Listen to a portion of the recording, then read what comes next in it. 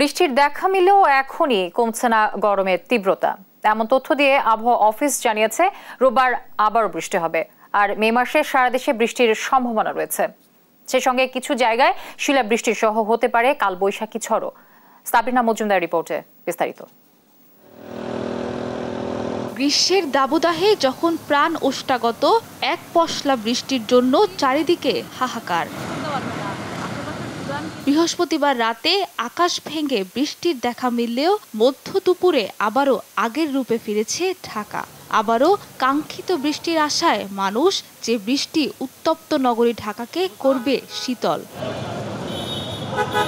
আবহাওয়ার এমন খেয়ালিপনায় জনজীবনে ভোগান্তি চরমে। আমি মনে করছিলাম যে কালকে খুব ঠান্ডা থাকবে আবহাওয়াটা, কিন্তু আমি কাজে আসি দেখি যে গরমটা অনেক অতিরিক্ত বেড়ে গেছে। বৃষ্টিটা হয়তো অনেক জোরে হলে বা অনেকক্ষণ স্থায়ীও থাকলে গরমটা কমতো, সেই হিসেবে আমরা খুব হতাশ।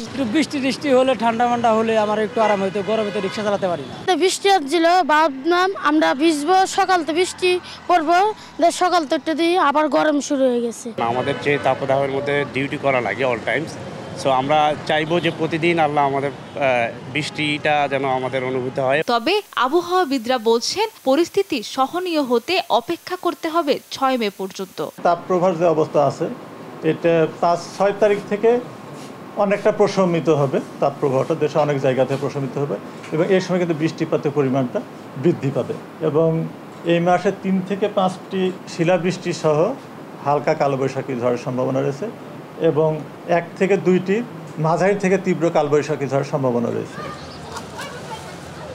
বৈশাখের দাবদাহের মাঝে এক পশলা বৃষ্টি যেন কিছুটা হলেও স্বস্তি এনেছিল নগর জীবনে, কিন্তু এই তাপপ্রবাহের দাপট এখনো কমেনি।